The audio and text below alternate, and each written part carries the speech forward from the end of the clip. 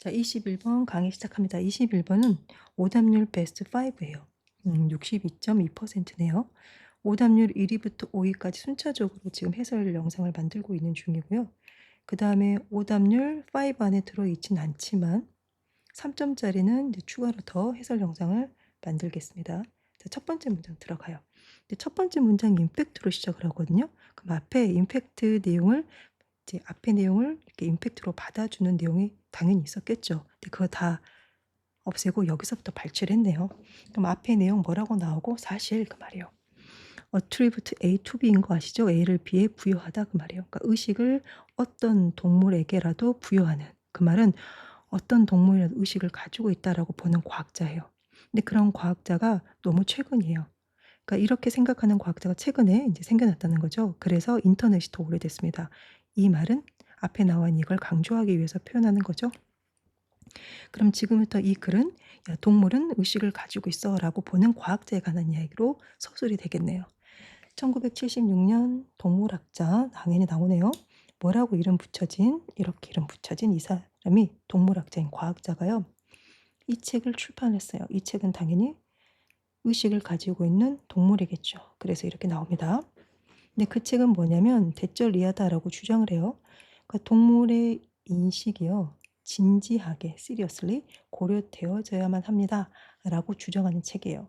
그리고 그 책을 쓴 그와 동료는 그 말이에요.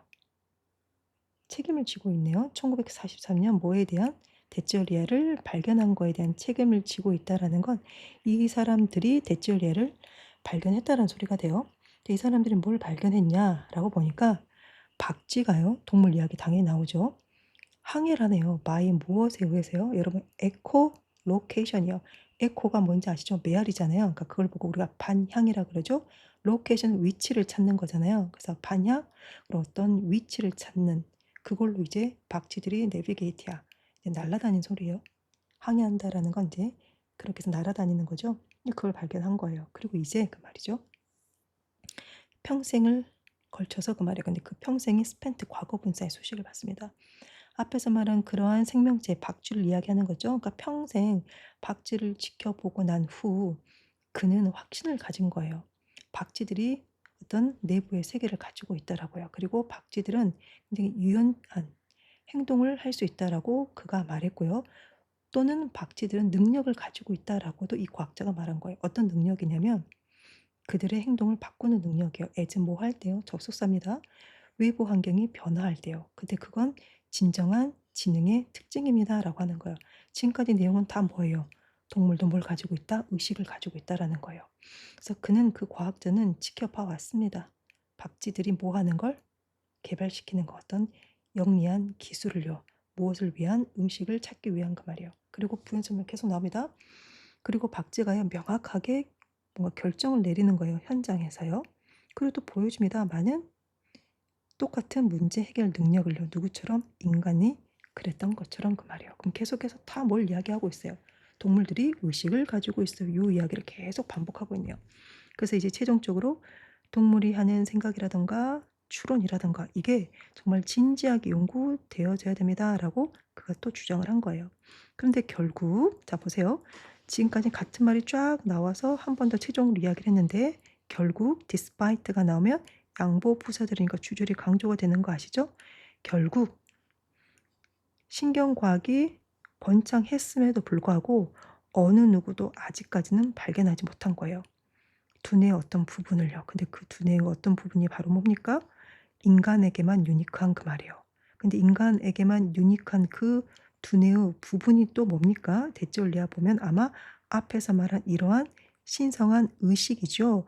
의식을 책임지고 있는 인간에게만 독특한 두뇌의 부분을 어느 누구도 아직까지 발견하지 못했습니다라는 거예요. 그 말은 뭡니까? 의식과 같은 신성한 능력은 오로지 인간만이 가지고 있어. 근데 그걸 아직은 증명하지 못했다라는 거예요. 그래서 보시면 다음 문장에 그러면 앞에서 말한 그 내용을 포기할 때가 되진 않았니? 라는 거예요. 그래서 그 표현을 더 고스트라고 이야기를 하는 거예요. 자, 조금 전에 뭐라 그랬어요?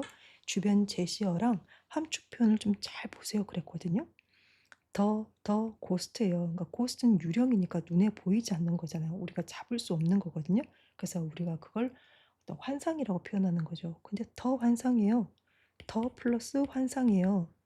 그럼 당연히 뭐예요? 그 고스트 환상은 어디에 나왔다? 앞문장에 나오죠. 그럼 앞문장에서 말한 게 뭐였습니까? 이러한 신성한 의식을 책임지고 있는 인간에게만 유니크한 두뇌의 부분이에요. 이게 여기서 말은 뭡니까? 그대로 더 고스트가 되겠죠. 그러면 정답은 더 고스트가 의미하는 거는 의식은 인간에게만 유니크한 뭐 예를 들어서 뭐 기능이야 이런 내용이 나와야겠죠. 근데 1번을 보시면 어떤 주장이냐면 동물의 의식이 연구되어야 된다. 이게 여기서 말한 고스트 환상은 아니죠. 이건 어찌 보면 사실이잖아요. 2번 갑니다. 믿음이에요. 어떤 믿음? 의식이라는 게 인간에게만 오로지 있는 퀄리티, 특징이다 라는 믿음이에요. 그러니까 의식은 인간만이 가지고 있어. 정답 2번이네요. 그럼 엑스클루라는 거 only랑 똑같아요, 여러분. 베타적으로라는 거는 유일한 그 말이죠. 3번 보시면 자, 환상이에요. 동물들이 가지고 있다는 무엇을 진정한 의식의 내부 세계를. 근데 이거는 환상이 아니잖아요. 이거는 사실인 거죠. 근데 우리는 사실이 아닌 환상을 이야기해야 되기 때문에 정답은 3번이 될 수가 없네요. 4번 보시면 아이디어예요. 어떤 아이디어입니까? 인간의 인지가 동물의 인지보다 좀 더 우월하다. 동물과 인간의 커그니션을 비교하는 내용 아니죠. 5번 보시면 개념이에요. 인간과 동물들이 본질적으로 서로 같다라는 개념. 동물과 인간이 본질적으로 같다라는 내용이 아니죠. 그래서 여러분 혹시 21번 틀리신 분 계시면 정말 요거 연습을 좀 한번 해보세요. 함축 의미는 주변 제시어, 이 문장의 물음표, 앞문장 때문에 나온 거고 함축적 표현 보면 더 고스트니까 고스트가 앞에서 언급이 돼야 돼요. 근데 고스트의 느낌을 충분히 살리려면 그 느낌을 가지고 앞문장을 바라보셔야겠죠. 근데 고스트의 느낌이 아무도 그걸 발견하지 못했다. 그러니까 우리가 손에 잡을 수 없는 고스트라고 표현한 거예요. 무엇을? 방금 읽었던 인간만이 가지고 있는 유니크한 능력이요. 그게 여기서 말한 의식이라는 거죠. 근데 아무도 파운드 하지 못했으니까 그걸 우리가 고스트라고 표현하는 거죠. 정답 2번 이렇게요. 그래서 21번은 조금 전에 말한 이거 두 가지 꼭 챙겨서 수능 전까지 연습을 꼭 해보시기 바랍니다. 자, 30번 3점 문화 어휘 문제 들어가 보도록 합니다. 어휘 문제는 제가 적어 놓긴 했는데 여러분 1번부터 5번까지 당연 주제를 향하고 있습니다. 하지만 직접적으로 좀 더 와닿는 단서는 주변에 있는 단서를 활용하는 거예요. 그게 바로 흐름 단서 활용입니다. 자, 어떤 말이냐? 수업 시간에 여러분들이 항상 익숙하게 들어서 아시겠지만 여기서 말하는 정답이 맞다, 틀리다라는 걸 판단할 수 있는 흐름 단서가 뭐냐? 자, 봐보세요. 고전 작품이에요. 극작가들에 의한. 극작가가 누굽니까? 이런 사람들이에요. 그러니까 어찌됐든 간 이 극작가에 의한 고전 작품 또는 심지어 미국 이거요. 음악의 가사예요. 뮤지컬 송 리릭스니까 우리가 보통 이걸 보고 뮤지컬 노래 가사라 그러죠. 그래서 고전 작품이나 아니면 뮤지컬 가사나 본동사 갑니다. 포함합니다. 관습적이지 않고 현실적이지 않는 방법을요. 근데 그 방법이 뭐냐면 전달하는 거예요. 캐릭터의 생각과 느낌을요. 그리고 약간 좀 더 많은 스킬과 인내가 필요합니다. 뭐 하는 데 있어서 이해하는 데 있어서 그 말이에요. 그럼 지금부터 이해하는데 좀 더 많은 스킬과 좀 더 많은 인내력이 요구되어지는 캐릭터의 생각과 감정을 전달하는 이러한 방법에 대해서 나오겠네요. 그래서 그다음 문장 보시면 독자는 반드시 염두에 두어야 됩니다. not A 법비예요. 이게 바로 흐름 단서예요. 그럼 not A 법비는 서로 상반되는 거 아시죠? 그리고 중요한 건 but 이하고요. 그래서 여기에 1번 넘버링이 있는 거예요. 그럼 1번이 맞다 틀리다는 not 이하를 보고 판단하시는 거예요. not 이하에서 1번의 반대말이 있는지를 보시면 돼요. 그게 흐름 단서예요. 자, 가보겠습니다. 어떤 시적인 형태라던가 밑에 나왔어요. 고체의 단어의 사용이라던가 이러한 것들이요. get in the way of요. 무엇을 방해하다는 거죠. 이야기에 관한 의미 있는 정보를 get 받아들이는데 방해하도록 두지 마세요. 그 말이에요. 그러니까 방해가 아니고 뭐예요? 오히려 정반대로 이러한 것들이 의미 있는 정보를 얻는 데 도움이 돼야겠죠. 그래서 그 느낌 타고 하지만 대신 봅니다. 앞에서 말한 그러한 자체의 형태가 오히려 의미 파악에 도움이 된다 이런 표현 나와야겠죠. 그래서 그걸 보고 리빌링이라고 표현하는 거예요. 뭔가 드러내는, 의미를 드러내는 이렇게 들어가야겠죠. 의미를 드러내는 데 있어서 뭔가 스타일, 문체적인 기술로 테크닉으로 받아들여야 됩니다. 간주해야 됩니다라는 거죠. 아, 그래서 get in the way 방해하는 게 아니고 오히려 의미를 드러내는구나. 이게 바로 나데이 법비 흐름 단서라는 거예요. 자, 그다음에 갑니다. 복잡한 언어나 친근하지 않은 스타일을 가지고 있는 대본은 아마 요구합니다.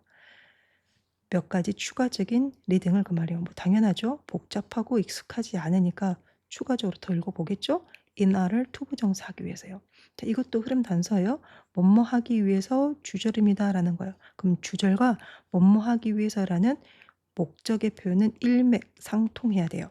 자, 추가로 더 읽는 이유는 뭐예요? 당연히 뭡니까? 그 뉘앙스를 좀 더 명확하게 파악하기 위해서겠죠.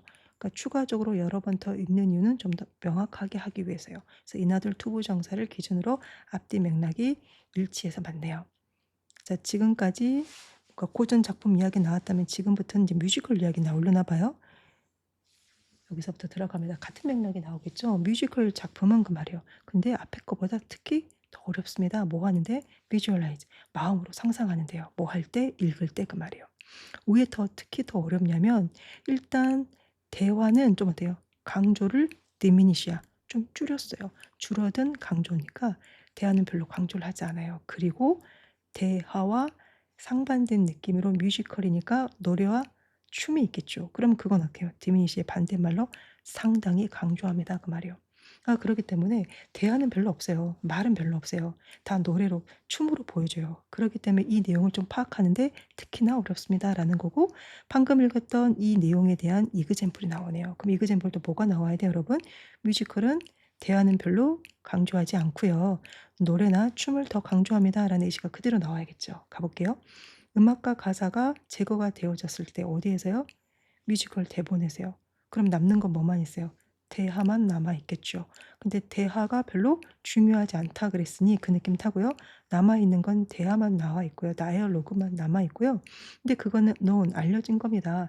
as 뭐라고 알려져 있는 거냐면 극본이거나 대본으로 알려져 있는 거예요. 그리고 그거는 굉장히 어때요, 여러분? 듣고 올 수가 없겠죠. 왜냐하면 남겨져 있는 다이얼로그는 별로 엠퍼시스야 강조가 안 되어 있는 부분이기 때문에 크게 강조가 된 게 어떻게 여러분?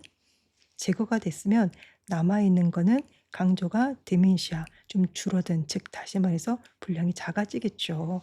그래서 두꺼울 수 있다라는 게 아니고 정반대로 얇을 수 있다 이렇게 들어가야겠죠. 왜냐하면 주로 뮤지컬은 뭐가 많이 있으니까 앞에서 말한 것처럼 노래나 춤이 대부분이니까 다이얼로그만 대화만 남아 있으면 굉장히 얇아지겠죠. 이게 여기서 앞에서 말한 내용을 그대로 예시로 표현한 거 정답 4번 이렇게요. 강조를 합니다. 똑같은 말 다시 반복이네요. 춤을 강조하고 움직임을 강조하고 어떤 액션을 강조합니다. 어디에서요? 뮤지컬에서요. 근데 그건 당연히 뭡니까? 방금 말한 선행사, 여기서 말한 이 세 가지 것들은 좀 시간이 소비가 됩니다. 뭐 할 때요? 무대 위에서 실제로 공연이 될 때요. 하지만 흐름 단서 사용합니다. 반대예요. 무대 위에서 공연이 될 때는 시간이 소비가 되는 거와 반대말 나와야 돼요. 하지만 어디에서는 이제 플레이 스크립이에요. 아, 희극 대본으로 이제 어떻게 요 인쇄가 될 때는 시간이 소비되는 거랑 반대로 거의 공간을 차지하지 않습니다. 이렇게 들어가는 거죠. 그래서 시간 소비가 더 많은 좀 더 상당한 강조가 두어진 송, 뭐 댄스, 액션 무브먼트가 제거가 되면 남아있는 대화로고만 봤었을 때는 굉장히 얇아질 수밖에 없겠죠. 그래서 정답은 역시 4번이고요. 보시는 것처럼 어휘 문제는 정말로 주변에 단서가 있어요. 그걸 저는 이제 흐름 단서라고도 표현해요. 1번은 not a 법이죠. 그럼 not a 법이 서로 대조가 되고 상반되는 걸 활용하시면 되고요. 2번은 주절과 인하돌 투부 정사예요. 뭐뭐 하기 위해서. 그럼 목적과 주절은 같은 맥락이어야겠죠. 자, 3번 같은 경우도 지금 보시는 것처럼 다이얼로그하고 송 앤 댄스는 반대죠. 그럼 여기에 디민시가 들어가면 diminish 반대말로 상당히 간조를 뒀다. 그리고 방금 읽었던 문장을 그대로 예시로 설명하는 거. 그리고 이 문장 또한 역시 뭡니까? 흐름 단서가 벗이라는 거. 시간이 소비가 되는 거랑 반대로 공간은 별로 차지하지 않아 이렇게요. 그러면 정답이 좀 깔끔하게 나와요. 어휘 문제 푸실 때 흐름 단서 같은 거 나와 있으면 이렇게 눈에 보이게 바로바로 체크해 두시면서 글을 읽는 연습 꼭 하시기 바랍니다. 자, 31번 해설 시작합니다. 오답률이 베스트 넘버 2예요. 79.6%거든요.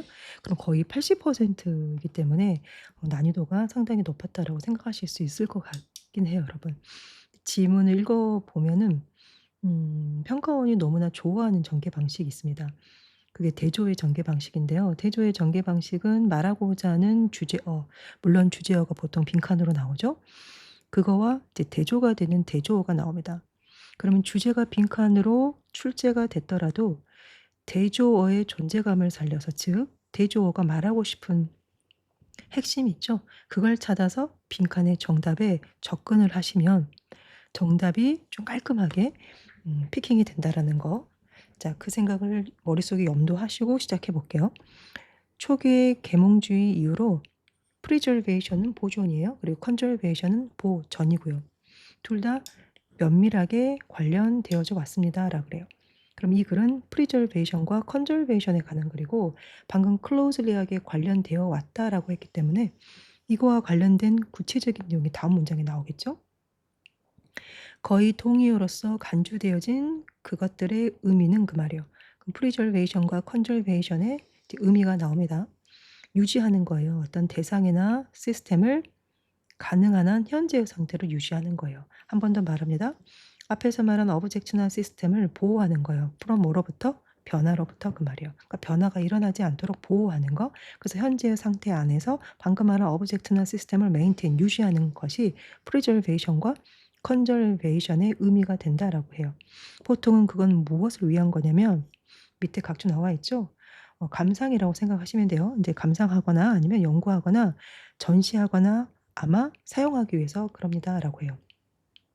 그리고 다음 문장은 방금 읽었던 내용에 이어진 말이 나오겠지라고 생각하고 봤는데 conservationist만 나와요. 즉 preservation하고 conservation을 두 개를 묶어서 더 이상 이야기하지 않고요. 각각이 언급이 돼요. 그 말은 각각이 언급이 된다라는 건 이제 뭔가 차이점이 좀 있나라는 생각도 혹시 앞으로 좀 이런 훈련을 생각의 훈련을 좀 해본다라는 거 염두해 보시면 되게 도움이 될 것 같습니다. 맞는지 확인차. 정말로 차이점이 언급되는 글의 전개 방식이 맞는지 확인 차원으로 한번 들어가 본다라는 생각으로 가볼게요. 자, 컨저베이셔니스트는 누구냐면 디스팅기시야 구별한 사람들이에요. 그들의 활동을 뭐로부터? 프리저베이션이요.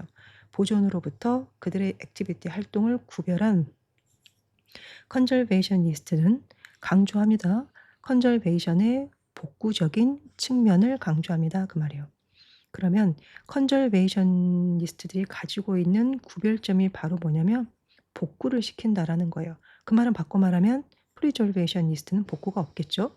보충 성명 들어갑니다. 복구하는 거예요. 역사적인 음악의 악기라던가 계속 예시가 나열되고 있죠. 그림이라던가 공룡이라던가 생태계라던가 이런 걸 복구한다라는 거예요. 복구의 강조점이 있는 컨저베이셔니스트들은 그 말이에요. 변화도 인정을 합니다. 이 말이 왜 나왔냐면 앞에서 뭐라 그랬습니까? 좀 전에 오브젝트가 됐건 시스템이 됐건 변하는 거로부터 프로텍트야 보호를 해주는 게 이 두 가지의 의미라고 그랬어요. 그런데 여기에서 컨저베이셔니스트는 변화가 있다라는 거, 변화는 어쩔 수가 없다라는 거 인정하고 들어간다는 거예요. 하지만 변화가 있지만 그걸 인정을 하지만 그 변화를 관리하려고 try, 노력을 한다라는 거예요. 그럼 여기서 말한 그 변화를 관리한다라는 게 뭘까요, 여러분? 여기서 말한 복구의 느낌이 되겠죠. 당연히 뭐 하기 위해서 매니지 관리가 들어가는 거냐면 연장하기 위해서요. 빈칸의 상태를요. 그러니까 빈칸의 상태를 연장하기 위해서 관리가 들어가, 즉 다시 말해서 복구를 한다는 소리예요. 근데 이런 컨저베이셔니스트라고 구별되는 이제 누가 나옵니까? 프리저베이셔니스트가 나와요. 그래서 대조죠. 그러면 우리는 여기에 해당되는 정답을 고르려고 하는데요. 지금부터 읽으려고 하는 프리저베이셔니스트의 핵심어를 찾으시면 돼요. 이렇게요. 그럼 그 핵심어가 빈칸에 반대로 들어간다 이 생각 한번 해보시면 될 것 같습니다. 프리저베이셔니스트는 그 말이에요. 그럼에도 불구하고 그 앞에서 말한 이 사람들이요. 좀 구별했잖아요. 구별했음에도 불구하고 프리저베이셔니스트도 자신을 컨저베이셔니스트로 이제 부를지도 모릅니다. 그렇지만 이러한 사람들은 자신을 그것보다 좀 더 보호하는 사람으로 간주를 합니다. 그러면 보호하는 사람이 preservationist란 소리예요. 그리고 그들은 가끔 비난을 합니다. 왜 비난이라는 단어가 나온지 아시겠죠? 구별 관계니까 그렇게 비난이라는 표현이 나오죠. 그럼 preservationist는 누구를 비난합니까? 당연히 conservationist를 비난하겠죠. 무엇 때문에 비난할까요? 컨저베이션 때 키워드가 뭐였습니까? 복구죠. 그럼 복구하는 것 때문에 비난합니다라는 말 나와야겠죠. 그래서 그 느낌을 어떻게 표현하고 있냐면 추가적인 우선순위를 두는 거예요. 어디에? 산출하고 수확하고 사용하는 것에 그 말이에요. 그러니까 보존의 어떤 의미를 넘어서요. 추가적으로 뭔가를 좀 더 우선시 여기는 그것 때문에 비난을 한다라는 거예요. 네, 무엇에 우선순위를 부여하냐면 산출하고 수확하고 사용하는 거예요. 즉 다시 말해서 뭔가 보존을 통해서 산출을 하고요. 그다음에 수확을 하고요. 사용하는 거기에 추가적으로 우선순위가 들어간다라는 거죠. 그렇게 하기 위해선 당연히 뭐 해야 돼요? 복구를 해야 된다 이런 말이에요. 그것 때문에 지금 비난을 받는 거고요. 그런데 이 문장에 비교급이 나와 있어요. 비교급이 나오면 조금 전에 이 글은 대조의 전개 방식이라 그랬고 비교급이 바로 대조의 관계를 나타내 주는 거죠. 뒤에 나와 있는 것보다 오히려 앞에 것 때문에 비난을 받았습니다라고 해요. 그러면 뒤에 나와 있는 건 당연히 누구에 대한 설명 여러분? 프리저베이셔니스트에 대한 설명이 되겠죠. 뭐라기보다는 가능한 한 최소한으로 개입하기보다는 그 말이에요. 뭐 하기 위해서요? 오리지널 원래의 상태의 어떤 오브젝트라든지 시스템을 보존하기 위해서 가능한 한 최소한 쪽으로 개입하기보다는 뭐처럼 보존 프리저베이셔니스트들이 해왔던 것처럼 최소한으로 개입하기보다는 방금 앞에서 말했던 것처럼 추가적으로 이러한 것에 더 우선순위를 부여하기 때문에 이 사람들을 비난하고 있습니다라고 이야기를 해요. 그리고 방금 읽었던 그 내용을 다음에 예시로 그대로 다시 한번 설명을 해줍니다. 그럼 비난하는 이야기 나와야겠죠? 프리저베이셔니스트는 예를 들어서요. 아마 좀 더 선호합니다. 유지하는 걸요. 역사적인 음악 악기를 어떻게 유지합니까? as found야 발견되어진 채로. 한 번 더 어디에서요? 나빠진 상태에서요. 그러니까 나빠진 상태에서 발견되어진 채로 keep 유지한다라는 건 뭐는 없더라? 여기서 말한 복구는 없더라라는 이야기예요. 무엇을 하기 위해서? 연구를 하기 위해서요. 그러면 preservationist는 연구의 목적으로 나빠진 상태 그대로 처음에 발견된 상태 그대로를 preserve해요. 보존한다는 거예요. rather than 비교급 나왔네요. 그럼 지금부터 뭐가 나올까? conservation 나와야겠죠. 뭐라기보다는 그것을 전시하고 사용하기 위해서 복구하거나 수리하기보다는 그 말이에요. 그러면 여기서 말한 복구의 의미는 앞에서 말한 처음 발견된 as found예요. 나쁜 상태와 반대가 되겠죠. 그러면 이거와 반대인 빈칸에 들어갈 말도 나쁜 상태가 아닌 복구와 수리를 통해서 좋아진 상태를 이야기하겠죠. 그래서 복구를 해요. 수리를 해요. 그래서 좀 더 좋아진 상태로 그대로 보존을 한다라는 거죠. 뭐 하기 위해서? 디스플레이, 전시하거나 이웃을 사용하기 위해서요. 그래서 빈칸에 들어갈 말은 여기 나와 있는 나빠진 상태의 반대말이 들어가는 거예요. 그래서 스테이지도 똑같이 나온 거죠. 그러면 나빠진 상태가 아닌 반대말이 들어가죠. 그러면 선지 1번 봤을 때 바람직한 상태, 컨졸브하기에 바람직한 상태. 정답이 1번이네요. 근데 2번 같은 경우는 불안한 상태, 부정적인 멘트. 역시 답이 될 수가 없고요. 3번도 뭔가 격리가 되고 고립되어진. 그러면 혹시 3번이 정답이려면 프리저베이셔니스트를 설명한 이 구간에는 뭐가 나와야 되냐면 이거의 반대말이 나와야 되거든요. 고립의 반대말은 함께 뭐 있는 상태? 정답이 될 수가 없죠. 4번 같은 경우는 오히려 내추럴, 있는 그대로의 자연적인 상태이기 때문에 오히려 얘는 프리저베이셔니스트에 해당이 될 것 같아요. 델리게이트라는 건 여러분이 가장 먼저 떠오른 뜻이 아마 섬세한이 있을 거예요. 섬세한이라는 건 그만큼 다루기가 힘든이라는 의미거든요. 그래서 연약한이라는 의미가 돼요. 뭔가 약한, 연약한 상태라고 해버리면 여기는 어떤 말이 들어가야 됩니까? 연약하지 않고 뭐 강한 상태 이렇게 들어가야 되거든요. 그래서 2번, 4번, 3번, 5번 다 정답이 될 수가 없네요. 그래서 31번은 오답률이 꽤 높았지만 오답률 베스트 넘버 원인 34번하고 근소한 차이 오답률의 퍼센테이지를 보여주고 있잖아요. 근데 이건 정말 평가원이 너무나 자주 내는 전개 방식인 대조의 전개 방식이에요. 그러면 주제어를 보통으로 빈칸으로 처리하죠.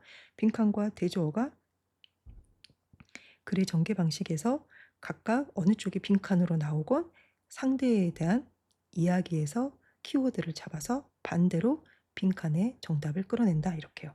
그리고 그땐 보통 비교급이 나온다는 거, 그리고 비교급이 나오면 양쪽 관계는 비교급을 기준으로 양쪽 관계는 반대가 된다라는 거 이렇게요. 이거 기억하시면 되고 한 번 더 강조해요. 대조 관계는 대조어로 빈칸의 정답을 반드시 접근하셔야 됩니다. 자, 33번 시작해 보도록 합니다. 빈칸 추론 문제잖아요. 빈칸 추론은 키센텐스의 키워드, 그리고 그 키워드보다 더 중요한 건 빈칸 주변 제시어 입이 닳도록 항상 이야기합니다. 자, 첫 번째 문장 보시면 상상력이 나와요. 상상력은 계속해서 기능을 하네요. 어쩔 때요? perception이요. 지각이 적극적으로 식별하지 못할 때 어떤 대상을요. 어떤 케이스 상황에서요. 감정이 일어난 상황이거나 아니면 아픈 상황이거나 아니면 수면 중인 상황에서요. 당연히 지각이 사물을 제대로 인식을 하지 못하겠죠. 그러면 우린 계속해서 상상을 하는 거죠. 그래서 다음 문장 그 내용과 이어서 나와야겠네요. 감정이란 건요. 우리로 하여금 세상을 왜곡된 방식으로 바라보도록 이끕니다. 라는 거예요. 그게 바로 뭐예요? 액티블리야 적극적으로 discern 식별하지 못하니까 계속해서 상상하는 거죠. 그럼 계속해서 상상한다는 거는 세상을 왜곡된 방식으로 바라본다는 거랑 같은 말이고요. 거기에 대한 예시가 나왔네요. 이렇게요. 겁쟁이의 어떤 지각적인 기질은 영향을 받아요. 뭐에 의해서요? 그의 기질이요. 어떤 기질입니까?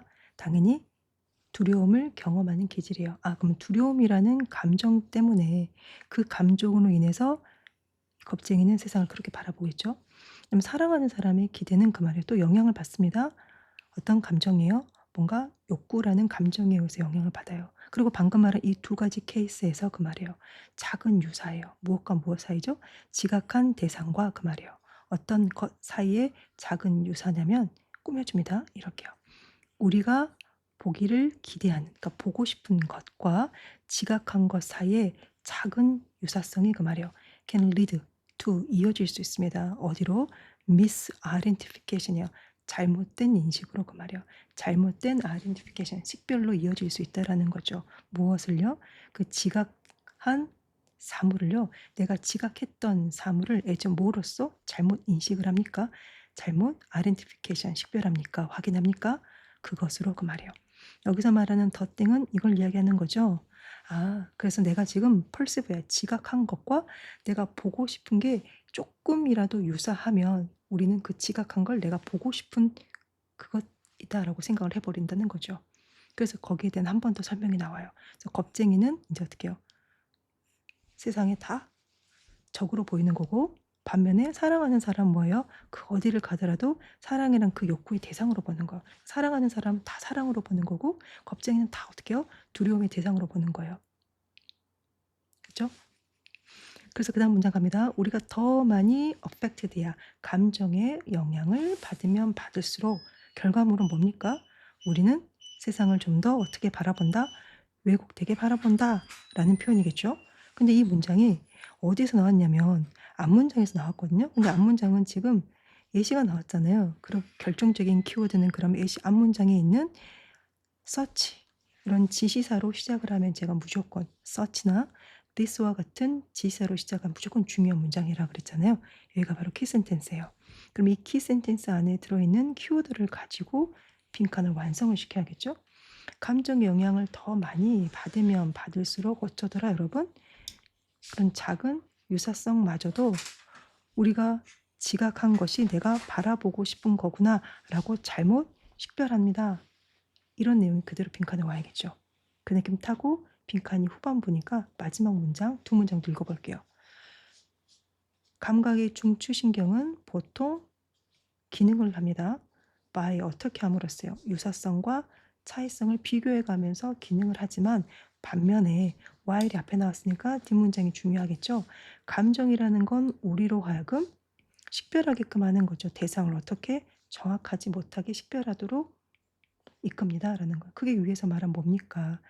실제 내가 지각한 것이 내가 바라보고 싶은 그것으로 착각하게 만드는 거죠. 그래서 그 내용을 다음에 한 번 더 더비더비로 똑같이 나와 있던데요, 여러분.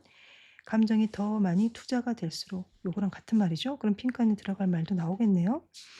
우리의 perception, 지각은 더 많이 biased, 편향되어집니다라는 거예요. 그러면 이 말이 그대로 들어있는 선지가 나와 있으면 정답이 되는 거고요. 그런데 혹시 그대로 표현되지 않다 하더라도 같은 표현의 이 문장에서 정답을 끌어내실 수가 있는 거죠. 1번 봐보세요. 감정의 영향을 더 많이 받으면 받을수록 우리는 더 많은 기회를 갖습니다. 근데 그 기회가 바로 뭡니까? 차이점을 찾을 수 있는. 차이점을 찾는 게 아니죠, 여러분. 감정의 영향을 받으면 구분을 못해요. 제가 지각하는 것이 곧 내가 보기를 기대하는 거다라고 생각하기 때문에 구별을 못해 차이점을 찾을 수가 없겠죠. 자, 2번 보시면 더 많이 감정의 영향을 받으면 받을수록 더 적은 유사성이 요구되어집니다. 앞에서 말한 그것이 나타나는데 그 말이에요. 그러니까 감정의 영향을 받았으니까 우린 제대로 못 봐요. 그래서 조금만 비슷하다 하더라도 아, 그게 바로 뭐야? 내가 지각한 게 바로 내가 보고 싶은 그거구나 라고 잘못 생각을 해버리는 거죠. 정답 2번 바로 나오네요. Small similarity, less similarity 이렇게요. 근데 3번 보시면 감정의 영향을 더 받으면 받을수록 더 sooner, 조만간 어떻게 해요? 곧 지각된 유사성이 사라지게 됩니다. 아니요. 감정의 영향을 더 받으면 어떻게 해요? 더 비슷하다라고 생각하는 거지 fade away, 시들어지고 사라지는 게 아니죠. 시들어지는 게 아니죠. 그 다음 갑니다. 감정의 영향을 더 받으면 받을수록 좀 더 수월하게 우리는 느낍니다. 세상을 어떻게 있는 그대로 그 말이에요. 다시 한번 the way it is, 이게 잘못된 거죠. 있는 그대로 세상을 센스 느끼는 게 아니고 바라보고 싶은 방향으로 느끼는 거죠. 이게 잘못됐네요. 5번 갑니다. 감정의 영향을 더 받으면 받을수록 더 천천히 다른 감정들이 방출됩니다. 다른 감정의 방출이 아니죠, 여러분. 그래서 정답은 2번 이렇게요. 그래서 반드시 서치와 뭐 이런 진시제로 시작하는 문장은 제가 키 센텐스라고 그랬잖아요. 그럼 키 센텐스 안에 키워드가 있는 거고 그다음 이 문장은 더 많이 영향을 받는다. 아, 그래서 그거와 관련해서 키워드 여기서 골라와야지 이렇게요. 물론 마지막 문장도 더비가 있어서 빈칸에 들어갈 말이 이 말은 맞아요. 더 많은 편견으로 이어진다. 더 많은 편견으로 이어진다라는 게 직접적으로 선지는 없거든요. 그래서 별로 도움이 안 될 수도 있어요. 그러니까 세모 직접적인 도움이 되는 문장은 바로 이 문장이었다는 거. 그렇게 해서 키 센텐스를 찾아주는 게 되게 꿀팁이라는 거 꼭 기억하시기 바랍니다. 자, 이번 육모 34번 오답률이 가장 높았는데요. 오답률이 82.5%예요. 정말로 많이 어려웠다는 소리가 돼요. 읽어보니까 어려웠을 것 같아요. 자, 첫 번째 문장 보시면 이 글이 무엇에 대해서 말을 하려고 하는지 항상 무조건 토픽을 찾는다라고 했던 거. 그래서 제가 토픽을 밑줄을 그어놨는데요. 이 글은 예술 가치가 가지고 있는 의존적이면서도 변화하는 속성에 관한 글이에요. 근데 어디에 의존하기 때문에 변화하는이라는 표현까지 썼냐면 not only 이하로 나옵니다. 시장뿐만이 아니라 또한 역시 본질적으로 의존적인 네이처를 가지고 있어요. 그래서 그걸 보고 가변적인 변화하는 네이처라고 이야기를 하는 거고요. 근데 그게 가장 우선적으로 자리를 차지하고 있어요. 누구 마음속에요? 오늘날의 예술품을 수집하는 사람들 마음속에 그 말이에요. 그런 사람들 마음속에 가장 우선적으로 자리를 차지하고 있는 게 예술 가치는 늘 바뀌지라고 하는 거예요. 근데 거기에 대한 보충 설명, 여기서 말하는 거기라는 건 예술 수집가에 대한 보충 설명이에요. 예술 수집가가요, 자신을 위해서 작품을 구매할 수도 있고요. or 그렇지 않으면 어떤 기관의 대표로서 작품을 구매할 수도 있는데 어찌 됐든 간에 구매를 할 때, 즉 수집을 할 때 가장 우선시 두고 있는 건 뭐냐면 예술 가치는 늘 바뀔 수 있지라는 거예요. 그럼 다음 문장에 방금 읽었던 작품을 뭐 하는 거와 관련해서요. 콜렉트야, 수집하는 거와 관련해서 예술이 가지고 있는 이런 의존적이고 가변적인 밸류에 관한, 가치에 관한 예가 나올 거다라는 생각을 하고 가야 되는데 그 생각을 가지고 두 번째 문장을 설사 읽어도 잘 한 번에 직관적으로 매칭이 되는 건 좀 어려웠을 것 같아요. 자, 두 번째 문장 어떻게 나와 있냐면 어떤 작품을 소장한다라는 건 동격이에요. 소장하는 겁니다. 그 말이에요. 무엇을요? 부분이요. 무엇의? 예술 역사예요. 그거 우리가 그걸 보고 예술사라 그러는 거죠. 예술 역사, 예술사의 한 부분을 소장하는 것이 바로 뭐더라? 어떤 작품을 소장하는 거다 그 말이에요. 그럼 여기서 말하는 어떤 작품을 소장하는 건 어떤 작품을 수집하는 거랑 같은 말이 되는 거죠. 이거랑 이렇게 같은 말이 되는 거예요. 근데 그건 결국은 무엇과 관련돼 있습니까? 그 예술 작품이 가지고 있는 가치와 관련돼 있죠. 아, 그럼 여기서 말하는 예술이 가지고 있는 가치를 뭐라고 표현하고 있냐면 예술, 역사의 한 부분을 나는 소장했어라고 표현하는 거예요. 다시 한번 보실래요, 여러분? 여기서 말한 예술 작품을 소장한다라는 건 예술가의 어떤 작품을 수집하는 거랑 같은 말이 되는 거고요. 그래서 이거랑은 같은 말이 되는 거죠. 근데 그건 결국 예술 역사의 한 부분을 소장하는 겁니다라는 건 그 예술 작품의 가치를 인정했다라는 소리가 돼요. 그래서 그렇게 또한 같은 말이 되더라 이런 표현이에요. 이걸 찾기가 어렵죠. 그러면 시험 현장에서는 어찌 됐든 간 첫 번째 문장에서 예술의 가치는 변화한다는 거야. 그럼 두 번째 문장은 그런 변화하는 예술의 가치와 관련해서 나와야 될 것 같은데 읽어 보니까 작품을 소장하는 게 예술 역사의 한 부분을 소장하는 거래. 그러면 일단 조금 전에 말했던 것처럼 '이 말이 이 말이구나. 예술의 가치가 있다.'라고 판단하는 것이 바로 '예술사의 한 부분을 소장했다.'라는 거랑 같은 말인데 그게 매칭이 잘 안 되시면 있는 그대로 '아 매칭은 잘 안 돼. 두 번째 문장이 왜 나왔는지 모르겠어. 그렇지만 어찌 됐든 간에 두 번째 문장에 '예술사의 한 부분을 소장했어.'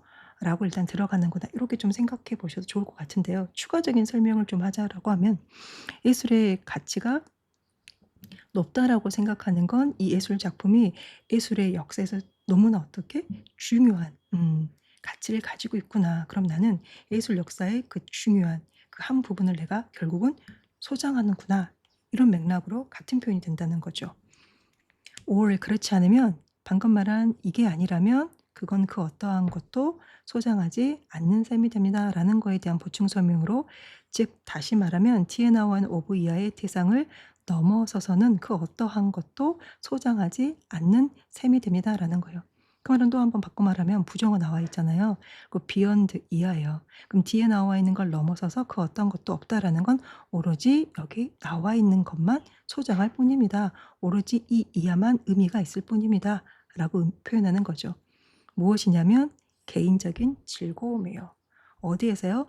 The same A as B죠, 여러분. 뒤에서부터 해석하면 고양이가 됐건 기념품이 됐건 그런 것들과 같은 부류의 개인적인 즐거움의 어떤 대상으로서만 내가 그 작품을 뭐 하는 거야? 소장하는 것뿐입니다라는 거예요. 바꿔 말하면 앞에서 말한 것처럼 예술의 역사의 한 부분을 acquire 소장하는 게 아니면 단지 그냥 뭡니까? 그거는 개인의 어떤 즐거움을 위해서 마치 기념품을 사는 거와 마찬가지야라고 표현하는 거고 여기 나와 있는 내용이 나옴으로써 앞에 나와 있는 이 내용을 강조하는 거예요. 그렇기 때문에 시험 보실 때 바로 그 현장에서는 의미 파악이 굉장히 이 두 번째 문장이 첫 번째 문장하고 매칭도 어려웠을 것 같고 이 두 번째 문장 자체도 좀 어려웠을 것 같아요. 그래서 그다음 문장 갑니다. 이제 그의 수표에 이제 서명을 할 때 그 말이에요. 그 콜렉터가 그 말이에요. 여기서 말한 콜렉터는 앞에서 말한 요 이야기인 거죠, 여러분. 예술 수집품 즉 다니면서 예술 작품을 소장하는 사람이잖아요. 그래서 더가 붙은 거예요. 그 수집가는 뭐라고 지금 assert해요. 단언을 할 수 있냐면 그의 믿음이에요. 그럼 수집가가 예술 작품을 수집할 때 믿음에 대한 확신이 있었기 때문에 수집을 하겠죠. 근데 무엇에 대한 믿음이냐면 미래 존재예요. 무엇에? 예술 작품에 그 말이에요. 그러니까 그 예술 작품이 미래에 존재할 거야.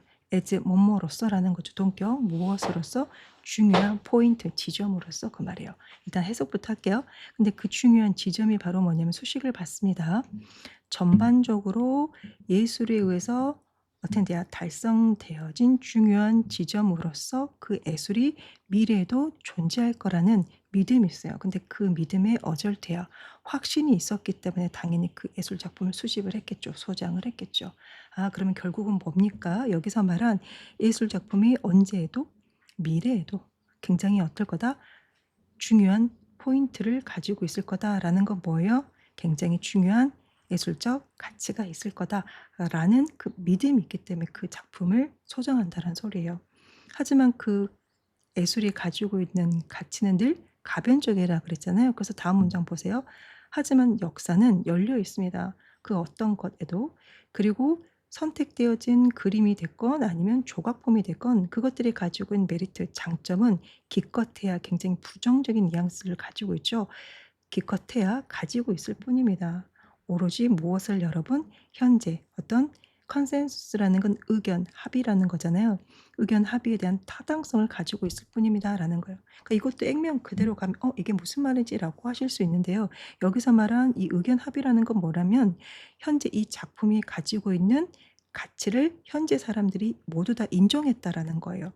근데 그걸 지금 보시면 약간 좀 부정적인 뉘앙스로 표현하고 있죠. 왜냐하면 앞에서 anything 그 어떤 것에도 다 오픈되어 있다라는 거거든요. 그 말은 바꿔 말하면 지금 현재 가치가 있어라고 모든 사람들이 동의했지만 그 예술 작품이 가지고 있는 가치는 늘 가변적이잖아요. 그래서 그게 바뀔 수도 있다라는 거거든요. 그래서 여기에서 약간 부정적인 뉘앙스로 기껏 해봐야 지금 가치가 있다라고 말할 뿐입니다라고 표현하는 거예요. 근데 방금 제가 설명한 게 느낌 혹시 와닿지 않으시면 다음 문장 보시면 아실 수 있습니다. 방금 말한 이러한 어떤 의견 일치예요. 다시 말하면 이러한 의견 합의라는 건 뭡니까? 현재 예술 작품이 가치가 예술적 가치가 있구나라고 모두가 다 인정했다라는 거예요. 그것이 전부입니다만 확실히 어쩌더라 대체가 되어질 수 있습니다라는 표현이 뭐더라? 그 예술 작품이 가지고 있는 가치의 가변성을 이야기하는 거예요. 그래서 왜냐하면 다른 의견 일치 또한 과거에 그랬던 것처럼 그 말이에요. 그리고 결국에는 이런 표현이요. 마지막에 분석이니까 결국에는 예술 작품을 수집하는 사람이 어떤 예술 작품에 헌신한다라는 건 바로 그 사람의 자체 어떤 행위를 이야기하는 거고요. 이 사람의 그 행위가 바로 뭡니까? 앞에서 말한 것처럼 그 작품이 미래에도 얼마든지 중요한 포지션을 가지고 있을 거야. 즉 가치가 있을 거야라는 믿음의 행위가 되잖아요. 그걸 보고 지금 이렇게 표현하는 거고 그걸 그다음에 대명사 is로 받아줍니다. 방금 말한 콜렉터 자신의 행위를 통해서 그는 대담하게 용기를 가지고 affirm해요. 확언을 합니다. 무엇뿐만 아니라 그의 미적인 판단뿐만 아니라 근데 그 판단은 바로 뭡니까? 그 작품이 어떤 소스예요. 어떤 근원에서 유래가 됐는지 그 자신이 가지고 있는 수집가로서의 어떤 미적 판단에 affirm해요. 확인을 이제 확언을 하는 것뿐만 아니라 바로 빈칸이라는 신념, 믿음에도 affirm해요. 뭔가 확신을 좀 갖습니다라는 거예요. 자, 그럼 보세요. 빈칸을 푸실 때는 제가 지문 속의 키워드보다 더 중요한 마지막 코스가 뭐라 그랬습니까? 바로 빈칸 주변 제시어라 그랬어요. 그래서 빈칸 주변 제시어 보면은 일단 눈에 보이는 게 그것이죠. 그래서 앞에 밑줄을 그어놨습니다. 이시 의미하는 건 수집가의 행위예요. 그럼 수집가의 행위를 통해서 수집가는 용기 있게 확신을 갖습니다. 이것뿐만 아니라 여기에 그 말이에요. 근데 여기가 바로 빈칸 처리가 되는데 빈칸은 수집가가 가지고 있는 신념이에요. 그러면 빈칸 주변 제시어가 포함되어 있는 문장을 찾으셔야 됩니다. 그럼 빈 주어가 포함되어 있으니 그 문장 안에는 당연히 빈칸에 들어갈 말도 포함이 되어 있겠죠. 그래서 빈 주어 포함 문장에서 정답을 끌어내십시오. 라고 제가 마지막 포인트 이렇게 2개 적어 놨거든요. 자, 그럼 한번 찾아볼까요? 앞에서 콜렉터, 수집가가 가지고 있는 믿음이 바로 어디였습니까? 여기네요. 이렇게요. 그럼 수집가는 어절트예요. 무엇을 그의 믿음을요. 그러니까 믿음의 단언을 하는 거예요. 강하게 주장을 하는 거죠. 그 믿음이 바로 뭐였습니까? 빈칸에 들어갈 말 나와 있네요. 여기서부터 여기까지요. 그럼 그 컨빅션이 뭐더라? 작품이 미래에도 존재할 거야. 에즈모로서 중요한 포인트 지점으로서 바꿔 말하면 중요한 예술적 가치를 가지고 있을 거야라는 컨빅션, 빌리프가 있었기 때문에 그 작품을 수집하고 소장했겠죠. 그럼 빈칸에 들어갈 말은 다시 한번 말하지만 여기서부터 여기까지가 정답이 돼요. 그 선택지 1번 보시면 하나하나 넣어볼게요. 어떤 신념이냐면 수집가가 예측을 할 수 있다라는 거예요. 예술이 어디로 going이에요. 이제 가는지 그 말이에요. 그러니까 미술이 어디로 나아간지 그 방향을 어디로 갈 건지 그 방향을 예측할 수 있다라는 거 뭡니까? 굳이 왜 where를 쓴지 알겠죠? 포인트 때문이에요. 그럼 where art is going이란 건 바로 뭡니까? 어떤 where 포인트로 간다? 중요한 포인트로 간다 그 말이에요. 즉 다시 말해서 이 작품이 미래에도 충분히 예술적 가치가 있을 거야라는 정답 1번이 되겠네요. 근데 2번부터 보세요. 바로 선지 1번을 보고 이게 바로 정답이야라고 피킹이 안 되시면 나머지 선지를 보시고 선지마다 한 번 더 강조해요. 선지마다 키워드가 있댔잖아요. 그럼 키워드를 보시고 정답인지 아닌지를 판단하시면 돼요. 근데 선택지 2번이 만약에 정답이다라고 하면 이 글은 작품을 비욘드 넘어선 예술가가 어떻게 믿음이 간다라는 거거든요. 그러니까 작품을 넘어서서 나는 예술가가 굉장히 신뢰가 가. 예술가에게 보내는 신뢰 아니죠. 답이 될 수가 없네요. 3번 보시면 예술 작품이요. 말을 합니다. His time이라는 건 그 예술 작품을 수집한 수집가를 이야기하는 거죠. 그의 어떤 시대의 이야기를 말해줍니다. 그랬어요. 만약에 3번이 정답이라면 이 중요한 키 센텐스 문장에 뭐가 있어야 됩니까? 작품이 그 수집한 사람이 살고 있던 그 시대를 이야기해 줍니다라는 말이 있어야 되거든요. 이게 없죠. 4번 갑니다. 수집가의 선택은 리드 투 결국 어떤 결과를 만들어내냐면 즉각적인 프로핏 이윤의 결과를 만들어냅니다라는 거예요. 여기도 마찬가지예요. 즉각적인 프로핏 이윤이라는 표현 없었죠, 여러분? 자, 5번 갑니다. 5번은 예술 작품이 가지고 있는 독창성은 흔들리지 않습니다. 이게 만약에 정답이라면 여기에 뭐가 있어야 돼요? 예술 작품이 가지고 있는 독창성은 흔들리지 않아. 이런 표현이 있어야 돼요. 근데 보시면 2번부터 5번까지 제가 빗금 쳐놓은 단어들 있잖아요. 이게 여기 나와 있는 중요한 문장이 없다라는 거예요. 그럼 반대로 정답 1번은 있냐 그 말이에요. 그거 한번 찾아볼까요? 다시 한번. 예술 수집가는 예측을 할 수 있죠. 그 예술이 어디로 가는지 그 말이에요. 그럼 어디로 간다? 여기 나와 있네요. 미래의 중요한 지점으로 간다 그 말이에요. 이게 바로 이렇게 들어가 정답 1번 이렇게 들어가요. 만약에 내용이 처음부터 딱 이해가 됐다라고 하면 이게 정말 가볍게 읽히거든요. 내용으로 이야기를 해보면 예술 작품을 수집하는 사람은 당연히 그 작품이 예술적 가치가 있다라고 수집을 하는 거고, 근데 수집을 했다라는 거는 소장하는 거고, 그럼 소장이라는 거는 현재 가치뿐만 아니라 분명 미래에도 이 작품은 충분히 가치가 있을 거야 라는 자신의 어떤 믿음에 대한 확신이 있었기 때문에 그 작품을 구매해서 소장하고 계속해서 가지고 있는 거겠죠. 이런 내용이거든요. 근데 우리가 흔히 당연히 알고 있는 당연한 이야기잖아요. 근데 그게 영어로 표현되어 있고 우리는 그걸 독해를 해야 돼요. 근데 그게 의미 파악이 직관적으로 바로 되질 않는 좀 이제 난이도가 있는 문제가 되죠. 근데 그럼에도 불구하고 항상 하는 말이 이제 여러분들이 육모라는 교육청 모의고사가 아닌 그래도 올해 첫 번째 평가원의 시험을 처음 보셨기 때문에 아실 거예요. 평가원 문제는 무조건 답의 근거는 지문 속에 있습니다. 그리고 빈칸 추론은 항상 수업 시간에 거듭 강조한 것처럼 키워드보다 더 중요한 게 빈칸 주변 제시어입니다. 그리고 빈칸 주변 제시어가 포함되어 있는 문장에서 정답을 끌어내셔야 돼요. 그러면 다시 한번 마지막 확인하고 넘어갈게요. 빈 주어가 바로 뭡니까? 예술 수집가가 확인하는 거죠. 무엇을 여러분? 본인이 가지고 있는 어떤 신념을요. 그럼 뭘 찾아야 돼요? 일단 먼저 예술 수집가가 있는 문장을 찾으셔야 되고 그 수집가가 가지고 있는 신념이 나와야 돼요. 이렇게요. 그리고 요 단어도 이렇게 나와 있지 않나요? 같은 표현으로요. 그래서 빈칸에 들어갈 정답은 여기서부터 여기까지 이렇게. 그럼 정답 1번 나와요. 그러니까 글이 만약에 읽혀지지 않으면 항상 수험생은 어떤 무기를 가지고 내가 전쟁터에서 마치 승리를 해야 할지 모르기 때문에 여러 가지 무기를 가지고 가는 거 있잖아요. 그래서 정답을 이렇게 나름대로 논리 정연하게 찍을 수 있는 방법까지 가지고 가는 게 중요한 이제 하나의 무기라고 생각을 하시면 돼요. 그래서 정답을 1번 이렇게 정리하시면 좋겠습니다. 자, 오답률 베스트 4위네요. 71.3%의 오답률 퍼센티지를 보여주고 있는 순서 문제 37번이에요. 3점 문항이죠.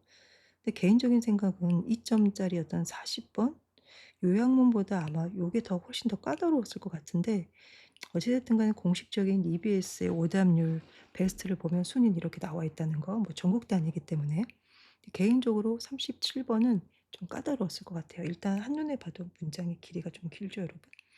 근데 단락 순서는 수업 시간에 늘 강조한 것처럼 연결사, 대명사, 지시사, 부사, 앞내용 추론하죠. 핵심어는 다음 내용을 추론합니다. 자, 올드의 존재감 살려서 갈게요. 역삼각형한 이유는 주절과 반대인 거고 주절이 강조가 됩니다. 비록 뭔가 본능적인 반응을 트리거를 유발하는 요소가 있을지라도 그러면 본능적인 반응을 유발하는 요소와 반대말 나와야겠죠. 스펙테클은 그 말이에요. 그럼 이 글은 일단 스펙테클에 관한 글인데요. 스펙테클을 한국말로 표현하면 뭐냐면 보통 사람들이 와 하고 이렇게 감탄을 할 수 있는 어떤 볼거리, 그런 장관 이런 걸 보고 우리가 스펙테클이다라고 하네요. 그러니까 스펙테클은 주로 within 어디 안에서 이제 작용을 하냐면 문화적인 틀 안에서요. 그리고 같은 순접의 관계로 스펙테클은 비동사 subject to ing예요. 무엇 무엇에 영향을 받다 이렇게요. 그래서 만연해 있는 지각의 방식에 영향을 받습니다. 근데 여기서 말한 그 지각이 바로 뭡니까?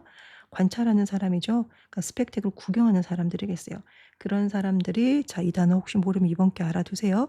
bring to bear 적용시키다라는 거예요. 그러니까 관찰자들, 구경하는 사람들이 적용시킬 수 있는 지각이에요. 그럼 결국은 뭡니까? 스펙테클은 본능도 있지만 그것보다는 어떤 문화의 영향을 받는 거고 같은 말로 그걸 지켜보는 사람의 지각에 영향을 받는다. 그럼 다음 내용은 스펙테클은 방금 말한 것처럼 문화의 영향을 받는 거고 같은 말로 그걸 보는 사람의 지각에 영향을 받는다라는 내용이 그대로 나와야겠죠. 근데 A를 보시면 저는 개인적으로 A, B 첫 도입부를 순차적으로 읽어가면서 연결고리를 잡습니다. 연장해 보자면 그 말이에요. 그럼 앞에 나와 있는 내용의 연장선이 되겠죠. 스펙테클이라는 건 만들어집니다. 어떻게 하면서 여러분? 작용하는 거죠. 무엇과 함께요? 어떤 특정 문화와 함께요. 그럼 특정 문화와 함께, 특정 문화로 인해서 스펙테클이 만들어진다. 그럼 앞에서 말한 내용이 연장된 이야기 아닌가? 연결이 좀 자연스러운가? 이런 생각하실 수 있어요. 근데 컴마 찍어주고 분사 구문이 나와 있으면 좀 더 주절에 대한 구체적인 설명이 나온 거라 그랬었죠. 그럼 방금 말한 연장된 이야기가 결국 하고 싶은 말은 뭐냐면 그 스펙테클이란 건 혁신적인 걸 기존의 거에 결합을 시킨다는 거예요. 아, 그러면 앞에서 말한 거에 대한 연장으로 왜 연장이라고 했기 때문에 그러면 이거 두 개를 결합시킨다는 것도 나쁘진 않은데 라는 생각은 가지시는 것도 틀리진 않아요.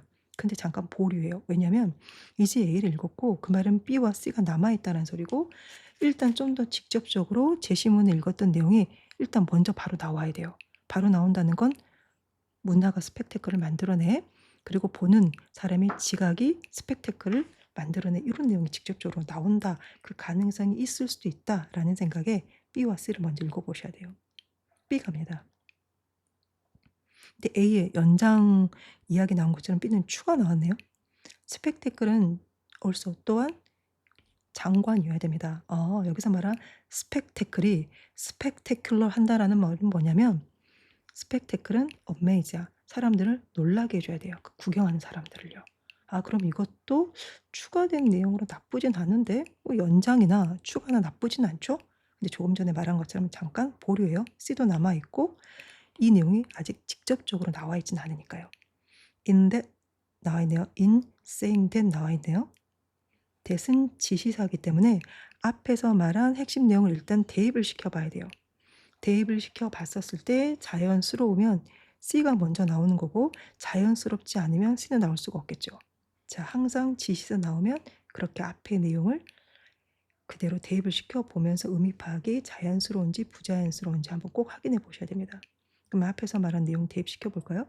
스펙테클은 문화의 틀 안에서 작용을 하고 observer예요. 그걸 관찰하는 사람이 적용시킨 어떤 지각의 영향을 받는다. 그렇게 말을 할 때 그 말이에요. 우리는 강조합니다. 무엇을? 스펙테클을 크리에이션 만들어낸다라는 건 부정 나왔죠? 보편적이거나 심지어 불가피한 문화의 표현은 아니라는 걸 강조하게 됩니다라는 거예요. 아, 그럼 보세요. 앞에서 뭐라 그랬냐면 스펙테클이 어떤 문화의 틀 안에서 주로 작용한다 그랬거든요.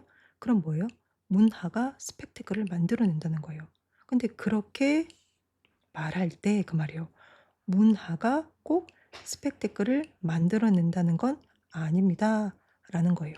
아, 그럼 앞의 내용 그대로 나와 있기는 하네요. 그래서 C가 가장 먼저 적절하네요. 그럼 좀 더 읽어가 볼게요. 방금 말한 것처럼 부정이 나오면 부정에 대한 대안이 항상 나오는 거라겠죠. 그래서 스펙테클은 문화와 관련이 있지만 그 문화가 곧 바로 스펙테클은 아니다. 그럼 뭘까? 그게 아니고 하지만 스펙테클을 크리에이션 만들어낸다라는 건 전략인 거다 그 말이에요. 전략이 뭐냐면 흔히 사용되어진 전략이요. 사람들에 의해서요. 그것도 많은 다른 문화권의 사람들이 주로 사용하는 전략이에요. 뭐 하기 위해서요? 특정한 니즈, 어떤 필요를 해결하기 위해서요. 그러니까 특정 니즈, 어떤 필요를 해결하기 위해서 서로 각각 다른 문화가 전략적으로 만들어 놓은 그게 바로 스펙테클이라는 거예요. 그래서 꼭 앞에서 말한 것처럼 문화가 곧 스펙테클은 아니고요. 그래서 그 다음 내용 이어가 볼게요. 스펙테클을 크리에이션 만들어내는 그 일은 그 말이에요. 뭐뭐와 유사하다라는 거죠. be likened to요. 이때 to가 전치사라는 거. 무엇과 유사하냐면 많은 문학 작품을 만들어내는 거와 유사해요. 그럼 지금부터 유사한 비유적인 표현의 문학 작품 이해가 나와야겠죠. 문학 작품에서 작가는 보통 느낍니다. 밀접한 관계가 있다라고요. bound라는 건 bind, 묶다라는 동사에서 온 거거든요. 과거 분사가 묶여져 있으니까 얼마나 밀접한 관련이 있겠습니까? 그래서 작가는 밀접한 관련이 있다라는 거예요. 무엇에 의해서요?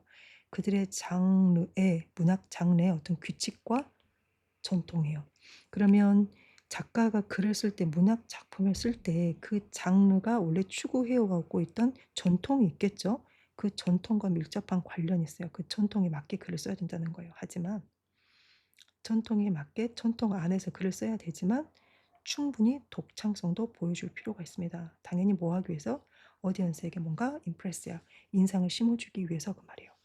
아, 그러면 앞에서 말한 스펙테클도 뭡니까? 똑같이 전통의 영향을 받지만 그 안에서 독창성도 보여줘야 된다는 거예요. 그럼 다음 내용은 이 내용이 그대로 나오는 거죠. 이제 조금 전에 그 내용이 어디 있었습니까? 바로 연장에서 말한 A에 있었죠. 새로운 것과 기존의 것을 결합시킵니다. 이렇게요. 그럼 여기서 말한 기존의 것이 여기서 표현한 전통이 되는 거고 혁신적인 것, 새로운 게 여기서 말한 독창성, 오리지널리티가 되는 거죠. 그래서 자연스럽게 이렇게 연결이 되네요. 계속합니다. 그래서요, 어떤 사람이라도 그 사람이 누굽니까? 밑에 나와 있어요. 스펙테클을 전개해 나가는 어떠한 사람이라도 아마 활용합니다. draw on 활용하다 그 말이에요. 무엇을? 먼저 전통을 활용해야겠죠. 레파토리가 그래서 나와요. 무엇에? 기술의 레파토리, 그 다음에 전통의 레파토리예요. 근데 여기서 말한 기술과 전통의 레파토리가 다 뭐냐면 발전되어진 거예요. 이전의 페스티벌에서요. 혹은 관련된 활동에서요. 그 말이에요. 여기서 말한 스펙테클이 결국은 뭐예요? 페스티벌 같은 거예요. 그럼 내용이 조금 더 와닿으신가요? 하지만 전통을 가지고 활용을 했잖아요. 그 말은 기존에 했던 거대로 간다는 소리잖아요. 그걸 보고 우리가 뭐라 그래요? 이미테이션, 모방이라고 하죠. 그러니까 작년에 했던 페스티벌 그대로 하는 거예요. 근데 그러한 모방만 가지고는 충분하진 않아요. 그럼 여기도 부정어 나왔잖아요. 그럼 이미테이션만 갖고는 충분하지 않으니 추가로 뭐가 있어야 돼? 아, 그래서 페스티벌과 같은 스펙테클은 반드시 장관이어야 돼. 즉 다시 말해서 어메이징 깜짝 놀라게 해 줘야 돼요. 뭐를? 그 관중들 보는 사람을. 그 말은 바꿔 말하면 이전의 노력들을 뛰어넘어야 돼 그 말이에요. 그럼 여기서 말한 이전의 노력이 바로 뭡니까? 이전의 페스티벌을 가지고 그대로 활용하는 거죠. 근데 그걸 뛰어넘는다라고 했으니까 뭐예요? 이전 했던 것만 갖고는 충분하지 않아 이렇게 들어가는 거죠. 만약 뭐라면 그것이 사람들의 집단 기억의 일부가 되려면 그 말이에요. 어떤 사람들이에요? 당연히 앞에서 말한 뭐 페스티벌과 같은 스펙테클을 보거나 아니면 참여한 사람들이에요. 그러니까 그런 사람들의 어떤 집단, 여러 사람들이 그 페스티벌을 보는 거니까 콜렉티브 메모리라고 하는 거예요. 그래서 기억의 일부분이 된다라는 건 오랫동안 그 페스티벌이 기억에 남으려면 작년에 했던 페스티벌을 기반으로 해서 똑같이 하면 지루하고 재미가 없잖아요. 그래서 이전의 노력들을 넘어서서 사람들을 깜짝 놀라게 할 수 있는 그런 뭔가 스펙테큐럴한 표현도 좀 있어야 돼라고 이야기를 하는 마지막 단락 세 번째. 그래서 정답은 4번이 되겠네요. 그래서 조금 전에 읽었던 스펙테클이 결국은 페스티벌을 이야기하는 거였죠. 그래서 그 내용을 이렇게 참고로 좀 한 번 더 설명을 해 보자면 이 글은 페스티벌과 같은 스펙테클에 관한 이야기예요. 그래서 스펙테클을 뭐 볼거리, 장관 이렇게 표현하는 거잖아요. 이거는 본능을 끌어낼 수 있는 게 분명 있기도 하지만 그거와 정반대인 본능이라기보다는 후천적인 그 문화의 영향을 받습니다라는 표현이 여기에요. 근데 그렇게 말한다 하더라도 문화가 곧 페스티벌과 같은 건 아니다. 문화가 곧 페스티벌은 아니다. 그럼 그게 아니고 뭐냐? 그게 아니고 뭐냐면 어떤 특정 니즈를 좀 해결하려고 문화가 만들어 놓은 전략인 거다 그 말이에요. 그러니까 가령 예를 들어서 우리나라에 외국인들을 좀 끌어모아서 뭔가 이렇게 경제를 좀 살리고 싶은 특정 목적이 있어요. 그럼 당연히 인제 어떻게 해요? 페스티벌 같은 걸 만들겠죠. 그게 여기서 말한 "스펙테클은 바로 전략이 됩니다."라고 이야기를 하는 거예요. 근데 그걸 어디에다 비유하고 있냐? 문학 작품을 만들어내는 거에 비유를 하고 있어요. 그러면 페스티벌을 만들 때는 문학 작품을 창작하는 것처럼 전통을 활용하지만 거기에 독창성도 있어야 돼요. 그거를 연장해서 뭐라 그래요? 뭔가 기존에 했던 지금까지 해 왔던 페스티벌에 새로운 걸 추가한다는 소리예요. 그래서 그걸 바꿔 말하면 기존의 거랑 계속 똑같이 하면 안 돼. 그것만 가지고는 안 되니 추가적으로 어떻게 해요? 이전에 했던 노력을 좀 능가할 수 있는 그래서 뭔가 사람들을 깜짝 놀라게 할 수 있는 뭔가가 필요해라고 말하는 순서가 요렇게 들어가는 거죠. 그러면 조금 더 내용도 와닿으실 수 있는데 시험 볼 때는 그런 내용 파악이 잘 안 되실 수 있거든요. 그래서 최종적으로 내용이 좀 살짝 아쉽더라도 일단 정답을 맞힐 수 있는 순서 문제는 여기서 말한 연대지부사, 핵심어, 특히 의미 파악이 더 잘 안 됐을 때는 핵심어 찾기가 어렵기 때문에 연대지부사 굉장히 꿀팁이죠, 여러분. 그래서 첫 번째 연대지부사로 자, 지시사 나왔습니다. 앞의 내용 그대로 대입시켜서 의미 파악해 보기. 맞네요.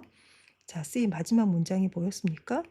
전통을 활용하지만 독창성. 그럼 핵심어 연결 그대로 전통 플러스 독창성 그대로 나와 있죠. 이렇게요. 그리고 마지막 포인트는 또 뭐더라? 부정이 나오면 부정에 대한 대안이 나와야 돼. 모방만 가지고 난데 거기에 추가적으로 굉장히 사람들을 스펙테클을 깜짝 놀라게 할 수 있는 장관적인 것이 좀 필요해. 이렇게 들어가는 느낌을 대놓고 뭐예요? 이전의 노력을 능가해야 된다. 이렇게 해서 핵심어 연결. 그래서 그런 거를 좀 찾는다라는 어떤 생각을 가지고 바라보시면 눈이 그렇게 찾아서 갑니다. 근데 그 생각이 머릿속에 없으면 눈도 당연히 어떻게 해요? 그걸 찾을 수가 없겠죠. 머릿속에 그 생각이 있어야 그걸 지시받아서 눈이 막 그렇게 찾기 시작하는 훈련이 진행이 됩니다.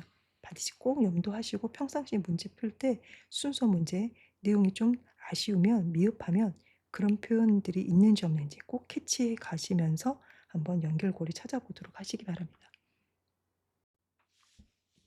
자, 39번 문장 넣기 시작해 봅니다. 문장 넣기는 단락 순서랑 푸는 방법이 동일하죠. 연대 지부사와 핵심어예요. 그런데 핵심어는 다음 내용을 추론하도록 우리에게 단서를 주는데 사실 핵심어는 좀 더 독해가 뒷받침돼야 되죠. 근데 가끔 우리가 문제를 풀 때 지문의 내용을 종잡을 수 없는 경우가 있을 수 있어요. 그럼에도 불구하고 핵심어는 못 찾음에도 불구하고 연대지부사는 그런 상황에서도 반드시 정답으로 가는 마지막 킥이 된다는 거 꼭 기억하시면서 시작합니다. 일단 제시문에 눈에 띄는 연대지부사 중에 하나가 부사 올소가 있고요. 그다음에 대명사 데이가 있네요. 그럼 앞에 데이가 나와 있겠죠? 앞에 나와 있는 주어 데이가 배우는 것은 빨강이라는 범주 안에서 또한 있었습니다라는 거예요. 그러면 앞에는 데이가 지칭할 수 있는 복수명사가 나와야 되고요. 추가적인 내용이 앞의 내용과 이어서 연결된다라고 생각하실 수 있겠네요. 자, 그들은 초기부터요. 뭐 하는 걸 배웠냐면 런투 부정사죠. 어떤 색채의 범위를 다양하게 하는 거, 그다음에 다양해진 색조라든가 음영을 만들어내는 이걸 배웠습니다라고 해요. 근데 그게 무엇을 가지고 어디 안에서 빨강이라는 범위 안에서 가능했다는 거죠. 예전 뭐처럼 가장 오래된 가장 오래 알려진 색깔 용어들이 보여준 것처럼 그 말이에요. 그러면 가장 오래된 색깔 용어가 보여주듯 빨강이라는 범위 안에서 다양해진 색채가 있고요. 다양한 색조와 명암이 만들어졌다는 이야기예요. 이게 추가로 나온 거죠. 서양에서 수천 년 동안 그 말이에요. 빨간색이라는 건 유일한 컬러였네요. 근데 어떤 유일한 컬러였냐면 그 빨강이라는 이름에 걸맞는 유일한 컬러였습니다. 즉 다시 말하면 유일한 진정한 색깔이었습니다라고 이야기를 해요. 그리고 뒤에서부터 할게요. as니까요. 위계적인 레벨에서만큼이나 역사적인 레벨에서도 앞에서 말한 빨간색이 모든 다른 컬러들을 초월하고 넘어섰습니다라는 거예요. 그럼 빨강색이 유일한 진정한 색깔이었다라는 보충 설명을 이렇게 다시 한번 해주고 있네요. 근데 그 다음 문장 보시면 그게 not 대절은 아니고요. but iah입니다라고 들어가요. not 대절 이하 보시면 앞에서 말한 모든 컬러들을 대로 받아줍니다. 모든 컬러들이 존재하지 않았다. 이건 아니에요. 모든 컬러도 존재해요. 하지만 유일하게 진정한 컬러다라고 하면 빨간색이었다는 거죠. 그게 아니고요. 다른 모든 컬러들은 오랜 시간을 기다려야만 했습니다. before 뭐 하기 전에요. 모든 다른 컬러들이 색깔로 간주되어지고 난 다음에 비슷한 역할을 수행할 때까지 그 말이 어디에서요? 물질적인 문화라던가 사회적 코드라던가 생각 시스템에서 빨간색과 비슷한 역할을 수행할 때까지는 오랜 시간이 좀 걸렸다라고 이야기를 해요. 그리고 다음 문장 보시면 it was 빨강 대절이네요. 어서 좀 많이 보지 않으셨나요? it was 추가 within 빨강의 범위들 대절이에요. 그럼 살짝 느낌이 지금 신텍스 구문이 비슷하게 시작을 하는구나. 그러면 정답은 3번에서 5번 사이에 있겠구나. 이런 생각. 자, 가봅니다. 대절리아가 진주어죠. 대절 속에 그런데 또 눈에 띄는 게 복수명사 나왔네요. 인간들이요.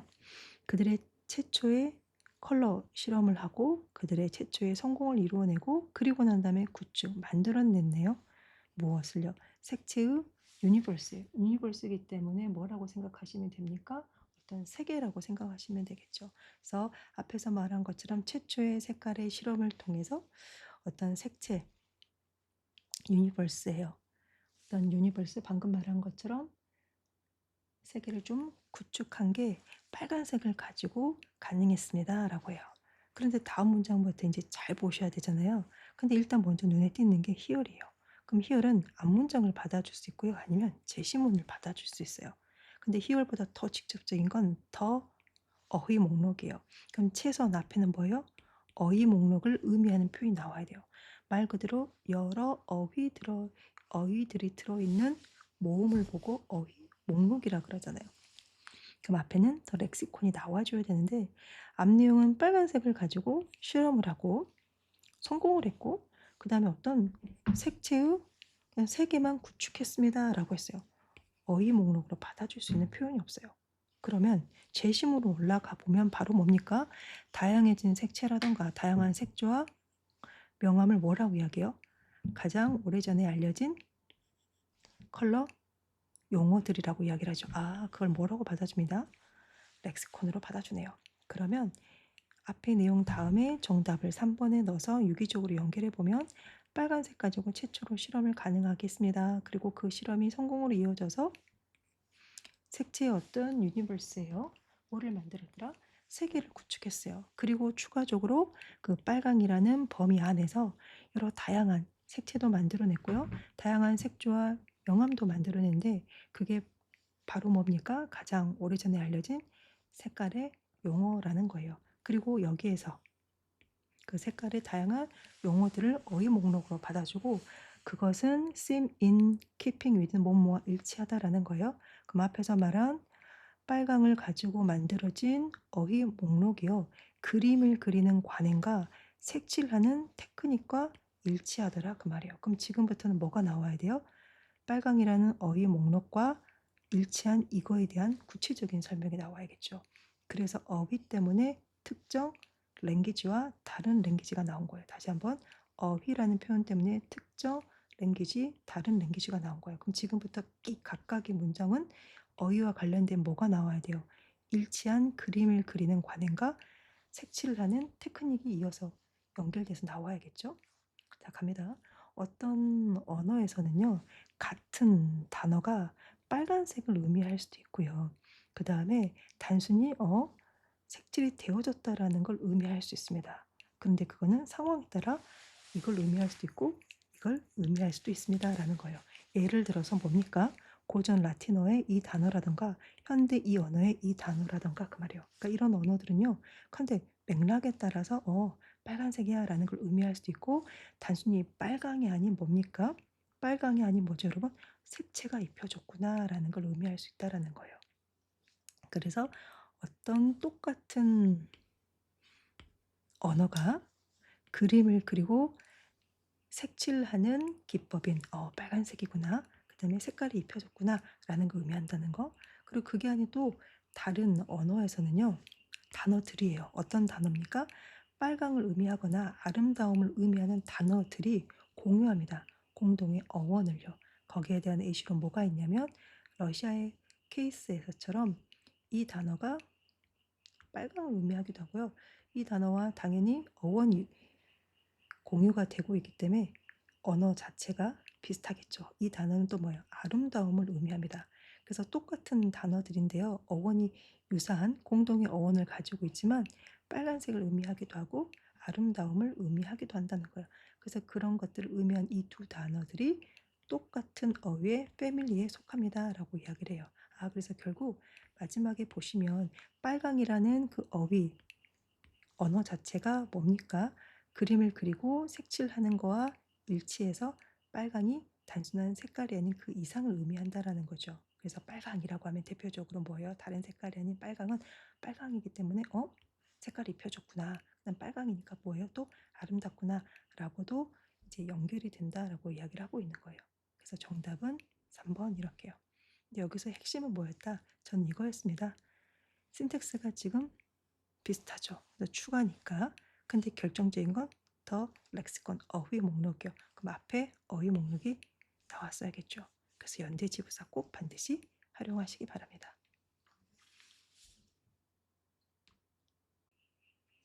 자, 오답률이 높았던 3위 가볼게요. 오답률이 높았던 3위는 40번 2점짜리 요약문이었거든요. 근데 요약문이 늘 항상 2점으로 나오긴 한데 이렇게 오답률이 높을 때가 간혹 한 번씩 있어요. 근데 여러분 보통 요약물 푸는 방법을 다들 알고 계시죠? 당연히 요약문부터 읽으시잖아요. 근데 빈칸 추론 푸는 것처럼 빈칸 주변 제시어 캐치하는 게 중요하다라고 말한 것처럼 요약문도요. A, B 주변에 있는 단어를 보셔야 돼요. 그래서 이 주변에 나와 있는 단어가 포함되어 있는 문장에 당연히 그러면 A와 B 정답도 있답니다.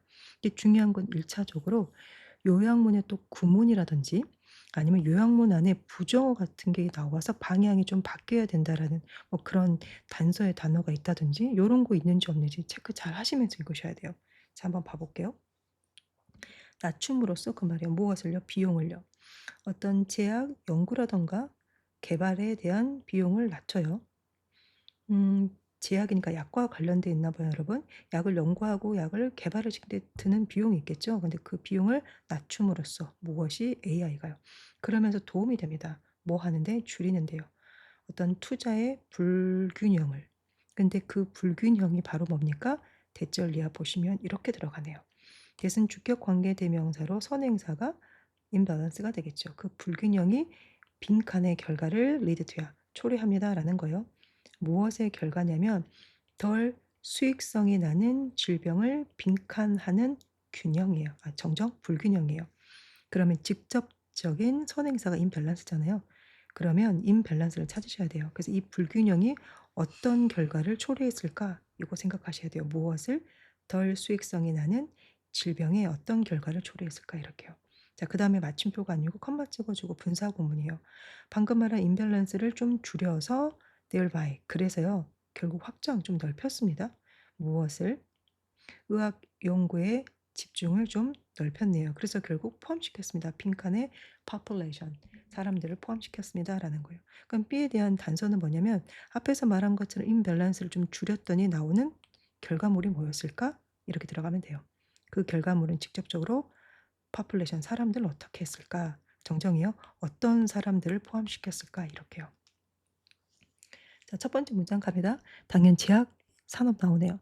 제약 산업에서 알고리즘이 이용되어져 오고 있습니다. employ가 나오면 사물이면 이용, 그리고 사람이 나오면 고용 이렇게 해석하는 거 아시죠? 알고리즘이 이용되어져 오고 있습니다. 뭐 하기 위해서요? 치료라든지 약을 찾기 위해서요. 근데 여기서 말한 치료도 약도 다 무엇을 위한 거냐면 희귀한 질병이에요. 그러니까 희귀병의 치료라든지 아니면 약물이라든지 이걸 찾기 위해서 알고리즘이 사용이 되네요. 근데 방금 말한 그러한 희귀 질 질병이라는 건 뭐냐면 대절리아 소식을 받습니다. 지금까지 뭐예요? 받지 못했습니다. 많은 관심을요. 많은 관심을 받지 못한 희귀한 질병의 이제 약이나 치료법을 알고리즘을 사용해서 찾는다라는 이야기구나. 근데 다음 문장 보면 되게 힘든 진실이에요. 받아들이기 어려운 진실은 그 말이에요. 항상 뭐였냐면 대절리아 보세요. 제약회사가요. 디버트 다 바쳐요. 좀 더 많은 연구와 개발 자원을 어디에 바치냐면 질병이요. 근데 그 질병이 보세요. 대절리아 봤을 때 부유한 사람들에게 어펙트해요. 영향력을 행사하는 즉 부유한 사람들만이 좀 걸리는 질병의 모든 이제 약 개발이 들어가는 거죠. 근데 여기서 말한 희귀하다라는 거에 대한 정의는 뭐냐면 너무나 자주 관련되어져 왔습니다. 왜든 무엇과? 빈곤, 가난한 거와 관련되어져 왔습니다라는 거예요. 그럼 뭡니까? 부유한 사람들이 걸리는 질병에는 많은 약 개발이 들어가고 주로 가난한 사람들과 관련되어 있는 그 희귀한 질병이라고 표현하죠. 거의 연구나 약 개발이 없구나 이런 느낌인 거죠. 즉 다시 말하면 설사 어떤 질병이 꽤 만연해요. 어디요? 사람들에게요. 근데 그 사람들은 누굽니까? 대절리아 보시면 그것에 돈을 지불할 여유가 없는 사람들에게 많이 그 질병이 퍼져 있다 하더라도 가령 예를 들어서 어떤 사람들이에요? 개발도상국에 살고 있는 즉 앞에서 푸어 이제 빈곤한 국가에 살고 있는 사람들이에요. 그럼 당연히 지불할 돈이 없겠죠. 근데 그런 사람들에게 어떤 질병이 만연해 있다 하더라도요. 그 질병은 무시되어져 왔습니다. 무엇에 비교되어졌을 때요? 선진국에서 이제 선진국에 있는 질병이 비교되어졌을 때 그 말이에요. 근데 지금까지 보시면 A, B 주변에 있는 단어가 직접적으로 나와 있진 않았는데요. 이제부터 나오기 시작하네요. 그래서 A가 들어가 있을 빈칸 주변 문장이 지금부터 시작을 합니다. 그러면 데이터를 수집을 하고 마이닝하고 어널리시스야. 분석하는 데 들어간 비용이에요. 근데 그건 어디에서요? 약을 개발하고 임상 실험에서. 방금 말한 이러한 것에서 데이터와 관련되어 있는 것들에게 들어가는 비용을 낮춤으로써 무엇이 AI가요. 그러면서 도움을 줍니다. 뭐 하도록? 상쇄시키도록 그 말이에요. 무엇을? 불균형을요. 무엇을? 불균형. 일단 나왔어요. 근데 그 불균형이 뭡니까? 당연히 제약 산업에서의 불균형인 거고 여기도 선행사가 여러분 복수동사고 핵심어가 항상 선행사로 캐스팅이 된다 그랬잖아요. 그럼 여기선 제약 산업이 핵심어가 아니고 그 안에 있는 불균형이 핵심어거든요. 얘가 선행사예요. 여기서 선행사가 A였던 것처럼 그럼 A에 대한 단서의 정답이 나오겠네요. 여기서 말한 불균형이란 게 뭐냐면 대절리아 보시면 향하게 했습니다. 무엇을? 관심을. 어디에? 질병에 그 말이에요. 근데 그 질병이 뭡니까? 대절리아 보시면 폐예요. 뭔가 수익성이 나는 질병에만 관심을 향하게 했다라는 거예요. 그럼 여기서 말하는 불균형은 뭡니까? 수익성이 덜한 질병에는 관심을 뒀다, 두지 않았다, 두지 않았다. 이게 정답이네요. 그래서 보니까 관심을 두지 않았다라는 맥락에 관과했습니다. 무시했습니다. 그다음 뭐죠, 여러분? 같은 말로 무시했습니다. 이런 표현이에요. 그래서 관과냐 아니면 무시냐 이런 거네요. 그럼 정답은 3번, 4번, 5번 이렇게 보실 수 있을 것 같아요. 근데 좀 더 읽어가 볼게요. 근데 방금 말한 그거는 무엇 때문이냐면 첫 번째 갑니다. 그 질병이 좀 더 흔하기 때문이거나 or 그렇지 않으면 그게 만연해요. 어디요? 사람들 인구 집단 사이에 만연해 있습니다. 그 질병이요. 근데 여기서 말한 인구 집단이 바로 뭡니까? 좀 더 많이 페이를 지불을 할 수 있는 인구 집단, 사람들 사이에 만연해 있거나 그러니까 이러든 저러든 암튼지간에 뭐예요? 지불을 할 수 있는 질병에만 관심을 가졌던 그러한 불균형을 AI가 이제 좀 상쇄시켜 줬다라는 거죠. 그럼 A가 주변 단어가 여기에 있었기 때문에 당연히 여기에서 A의 정답도 이렇게 나오는 거예요. 자, B 갑니다. 마지막 문장밖에 없거든요. 그럼 당연히 A와 관련되어 있는 B의 정답이 여기 있겠죠. 우리는 봅니다. AI가 가지고 있는 민주화의 파워를요. 근데 여기서 말한 그 파워가 뭡니까? 투부 정사의 수식을 받습니다. 넓혀줬네요. 관심을요. 무엇을? 여기 나와 있네요. 똑같은 말로. 근데 그 관심이 바로 뭐냐면 뭐 의학계나 연구계나 암튼 간에 의학계, 연구계가 모두 다 가지고 있는 그 관심을 좀 확장을 시켜서 넓혀줬어요. 그래서 결국은 to find 어떤 치료법을 찾는 거죠. 근데 그 치료법이 바로 뭡니까? 전통적으로 무시되어져 왔던 건강 이슈에 대한 치료법. 그리고 뭡니까 또 전통적으로 무시되어져 왔던 사람들 사이의 치료법 이렇게요. 근데 그 치료법을 찾게 도와준 게 바로 AI의 민주화의 파워가 되는 거죠. 그럼 빈칸에 들어갈 말은 어떤 사람들마저도 이제는 AI 덕분에 인클루드 포함하게 됐다. 무시받았던 사람들 이렇게요. 그러면 처음에 3번, 4번, 5번에서 고민했잖아요. 무시되어져 왔다라는 건 이제 그만큼 이렇게 자격이 미달이 되었다라고 표현하는 거잖아요. 그래서 under serve요. under serve요. serve는 서비스에서 온 거잖아요. 그러니까 under니까 서비스를 받지 못한 이렇게 해서 정답 5번 이렇게요.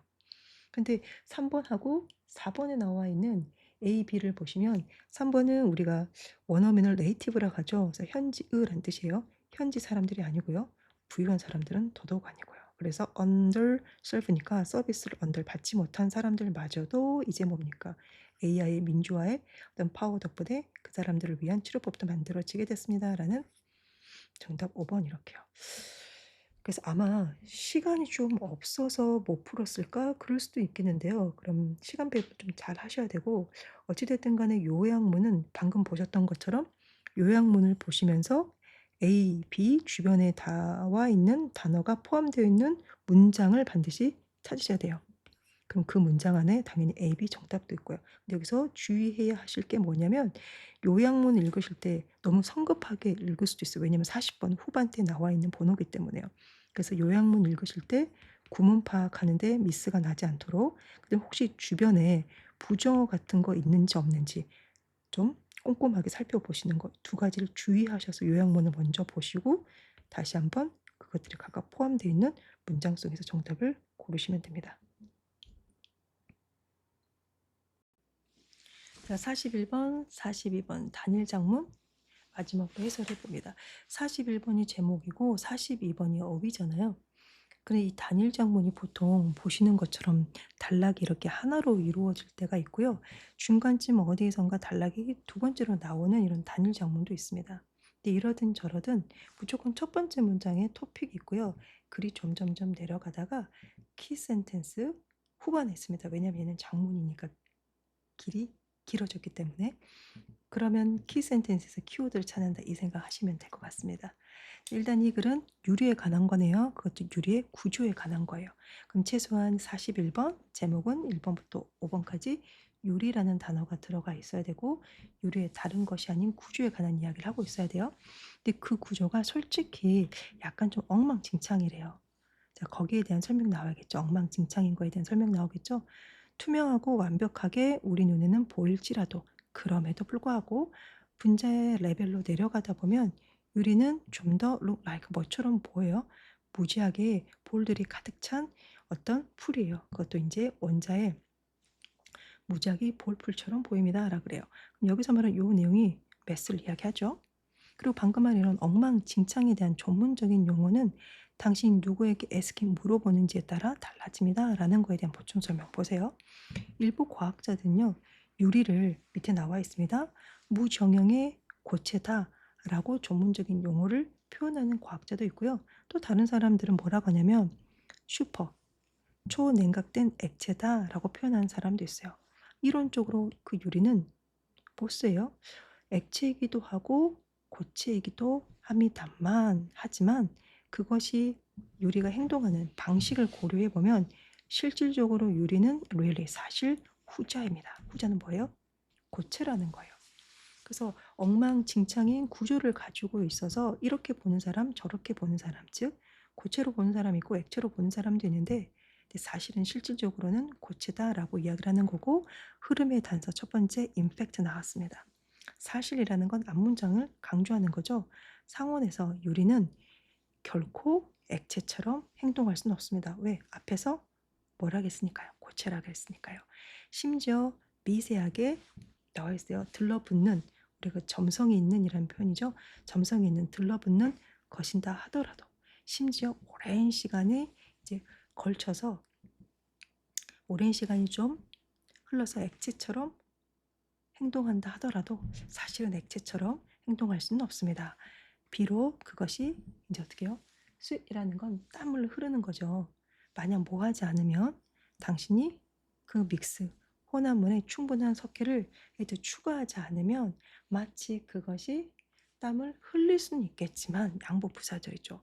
땀을 흘릴 수는 있겠지만 그런다 그래서 액체처럼 행동할 수는 없습니다. 라고 이야기를 하는 거예요. 그리고 다음 문장 보시면 뒤에 수식을 받는 그러한 미스쉐이프냐 잘못 형성된 즉 보기 흉한 유리판이에요. 어떤 보기 흉한 유리판이냐면 당신이 가끔 보게 되는 낡은 스테인 글라스 창문에서 가끔 보게 되는 그 말이에요. 잘못 형성된 보기 흉한 유리판은 그 말이에요. 근데 여기서 말한 보기 흉한 그 유리판이 뭐냐? 동격의 콤마가 나와 있네요. 자, 아래는 두꺼워요. 뭐보다? 위보다. 점점 밑으로 내려갈수록 어떻게 해요? 유리가 좀 두꺼워지는 걸 이야기해요. 근데 그건 일반적으로 because 이하의 그 방식은 아닙니다. 라고 그래요. 뭐 때문은 아니냐면 그 유리가 천천히 시간이 흘러가면서 싱크 아래로 내려가기 때문에 아래가 더 두껍다. 그건 아니래요. 그래서 거기에 대한 설명으로 보세요. 교회가요. 이만큼 이상의 온도를 견뎌내지 않는다면 그 말이에요. 그래서 이만큼의 온도 때문이 아니라면 가능성은 아마 뭐냐면 그것들이 고르지 않았다는 거예요. 그 이유가 뭡니까? 이 방법 때문이에요. 그 방법이 뭐냐면 그것들이요. 일단 were blown, 불려졌어요. 그러니까 그것들을 이렇게 불어 넣어요. 그리고 난 다음에 어떻게 해요? 좀 단단하게 응고가 된 거죠. 아, 그래서 애초에 in the first니까 애초에 그 말이에요. 그런 방식으로 불어서 만들어지고 응고가 되었기 때문에 아마 탑보다는 bottom, 아래가 좀 더 두꺼워졌을 겁니다. 라는 거예요. 그런데 다음 문장 보면 이제 뭐예요? 플랫이 아주 평평한 유리가 오로지 개발이 됐어요. 19세기요. 그리고 우리는 기다려야만 했습니다. 뭐 할 때까지요? 20세기 중반까지요. 진정한 플랫, 평평한 유리를 위해서는 20세기 중반까지는 좀 기다려야만 했습니다. 그리고 여기서 말한 정정이에요. 플랫하고 thin한 유리를 위해서는 20세기 중반까지는 좀 기다려야만 했습니다. 근데 여기서 좀 모순이 있어요. 이 모순이 맞는지 틀린지는 뒤에 대절과 동격이기 때문에 대절을 보면 모순이 맞다 틀리다 알 수 있겠죠. 근데 대절 속에 despite가 나와 있어요. 그러면 despite는 양보의 느낌의 전치사니까 주절과 상반되죠. 그럼 상반되면 당연히 파라독스가 형성되는 건 당연하네요. 자, 뭐에도 불구하고 유리가요. 동명사 갑니다. 가장 오래된 인간에 의해서 만들어진 물질임에도 불구하고 반대 느낌이 나와야겠죠? 과학자들은 여전히 고군분투합니다. 이해하는데 어려움을 겪고 있습니다. 왜? 유리가 방금 말한 그러한 식으로 행동하는지 이해하는데 여전히 어려움을 가지고 있다. 가장 오래되는데 여전히 힘들어한다. 이렇게 해서 모순이 성립이 되네요. 그리고 이 글은 뭡니까? 이론적으로는 리퀴드도 되고 솔리도 된다. 그래서 그걸 보고 뭐라고 해요? 구조가 좀 엉망이다. 근데 실질적으로는 사실은 뭐더라? 고체에 가깝다. 그런데 방금 읽었던 어떻게 고체처럼 behave 하는지 여전히 과학자들이 그 이유를 이해하는데 힘겨움이 있다. 이렇게 들어가는 거죠. 그래서 그 느낌을 타고 유리가 뭐더라? 대부분의 분자 법칙을 복종하는 것처럼 아니죠. 복종 따르는 게 아니고 그러면 앞에서 이 문장이 성립이 될 수가 없잖아요. 가령 예를 들어서 어베이가 맞다라고 하면 과학자들이 스트럭을 고생하지 않겠죠. 이미 충분히 왜 그렇게 행동하는지, 왜 유리가 그런 식으로 비해 행동하는지 이해를 했겠죠. 근데 여전히 이해하지 못하고 있다라는 거는 대부분의 분자 법칙을 따르지 않고 있더라. 그래서 어베이 복종하다가 아니고 따르지 않는다. 이런 단어로 바꿔주시면 될 것 같아요. 그래서 마지막은 뭐라고 마무리를 하고 있냐면 어떤 유리 메이커가 뭐라고 말했어요? 유리라는 건 뭐더라? 물질이 아니야. 앞에서 뭡니까? really 사실은 뭐예요? 후자. 고체에 가깝다, 고체이다 라고 했는데 왜 그렇게 행동하는지 모르잖아요. 그래서 뭐라 그래요? 물질이 아니고 상태다 라고 표현하는 거죠. 그래서 구조가 메스다 라고 이야기를 하는 거고요. 이 느낌 타면 어휘는 해결되셨을 거고 제목은 어렵지 않게 1번부터 지금 보시면 다 유리는 들어가 있어요. 이렇게요. 근데 1번 보시면 유리가 가지고 있는 본질 이면에 아직 풀리지 않는 미스테리. 바로 여기 키센텐스 그대로 나와 있는 정답 1번 이렇게 정리하시면 될 것 같습니다.